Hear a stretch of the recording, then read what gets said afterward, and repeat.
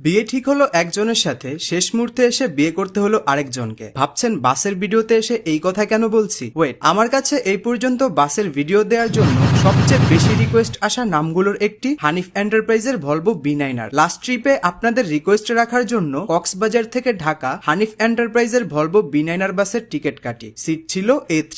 বেশ কিছুক্ষণ পর হঠাৎ আমার টিকিটটি ক্যান্সেল করে দেয়া হয়। কারণ জানতে চাইলে কাউন্টার থেকে বলা হয় ডাবল সাইডের সিট থেকে সিঙ্গেল সিট দিবে না। সিট বুকিং করার পর এই কাহিনীর কোনো মানে বুঝলাম না। সিট ক্যান্সেল করে আমাকে বলা হলো সিঙ্গেল সিট নিতে হবে, কিন্তু সিঙ্গেল সিট খালি ছিল পেছনের দিকে, যেটা নিয়ে আমার কোনো লাভ হবে না যেহেতু আমি ভিডিও তৈরি করব। টিকিট বুক করার পর আমার সাথে কোনো কথা না বলেই এইভাবে টিকিট ক্যান্সেল করে দেয়া নিয়ে কাউন্টারে কাহিনী হওয়ার পর কল করি হানিফের কয়েকটা অভিযোগ নাম্বারে, কিন্তু কাজের কাজ কিছুই হলো না। তাদের যেই ব্যবহার কি আর বলবো। কল রেখে ভাবছিলাম অভিযোগ নাম্বারে কল দিলে তাদের ব্যবহারের যেই অবস্থা, এই অভিযোগ কোথায় দিব। যাই হোক, শেষমেশ তাদের কাজকর্মে হতাশ হয়ে রবি এক্সপ্রেসের বাসে উঠি। সো আজকে আমি রবি এক্সপ্রেসের এই স্লিপার বাসে কক্সবাজার থেকে ঢাকা ভ্রমণ করব, আর আপনাদের সাথে শেয়ার করব এই বাসে আমার ভ্রমণ অভিজ্ঞতা। আসছে ঈদে আধুনিক ডিজাইনের আকর্ষণীয় সব পাঞ্জাবি ঘরে বসে কিনতে ভিজিট করতে পারেন জাজবাভিডি ফেসবুক পেজ। জাজবাভিডিতে পাবেন প্রিমিয়াম সব পাঞ্জাবি কালেকশন, আর সাথে থাকছে সারা বাংলাদেশে হোম ডেলিভারি সুবিধা। আর পছন্দের প্রোডাক্টটি অর্ডার করার সময় রিসনবিডি পেজ রেফার করলেই পেয়ে যাবেন 10% ডিসকাউন্ট। পেজ লিংক দেয়া থাকবে কমেন্ট বক্সে।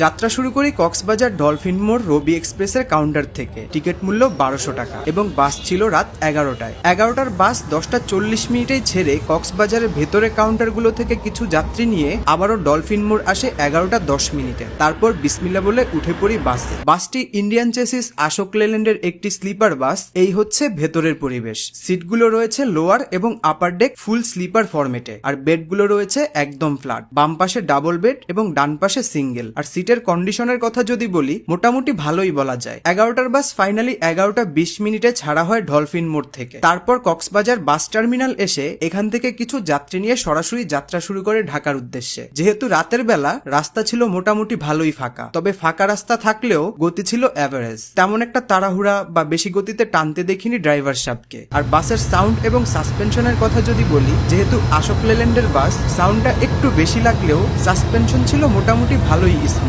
যাই হোক, মোটামুটি অ্যাভারেজ গতিতে চলতে চলতে প্রায় 2 ঘন্টা পর রাত 1:10 যাত্রা বিরতি দেয় লোহাগড়া 4 সিজন রেস্টুরেন্ট অ্যান্ড রিসোর্টে। এখানে প্রায় 30 মিনিটের একটা যাত্রা বিরতি শেষে আবারও যাত্রা শুরু করে আমাদের বাস। তারপর লোহাগড়া এসে কিছু যাত্রী নিয়ে ফাঁকা রাস্তায় চলতে চলতে সরাসরি চলে আসে চিটাগং। চিটাগংয়ে প্রবেশ করে Mariners road, new market road হয়ে ঠিক 3:30টায় আসে চিটাগং দামপাড়া বাস স্ট্যান্ডে। এখানে রবি এক্সপ্রেসের কাউন্টারে এসে 5 মিনিটের ছোট একটা বিরতি দিয়ে আবারও যাত্রা শুরু করে আমাদের বাস। তারপর চিটাগং শহর পার হয়ে ঢাকা চিটাগং হাইওয়েতে উঠে শুরু হয় গতির ঝড়। কক্সবাজার থেকে চিটাগং পর্যন্ত মোটামুটি অ্যাভারেজ একটা গতিতে চললেও চিটাগং এর পর থেকে বেশ ভালো গতিতেই টানছিল আমাদের ড্রাইভার সাহেব। স্পোর্টস কারের মতো সাই সাই করে ওভারটেক করতে থাকে বেশ কিছু বাস ট্রাক। কিছুক্ষণ ড্রাইভিং উপভোগ করে সিটে যে এক ঘুম দিয়ে উঠে দেখি বাস ফেনী, কুমিল্লা ক্যান্টনমেন্ট পার হয়ে চলে এসেছে গৌরীপুর। মাঝে কুমিল্লাতে আরেকটা যাত্রা বিরতি দেওয়ার কথা থাকলেও সেটা আর দেয়া হয়নি। সরাসরি চলতে থাকে ঢাকার পথে।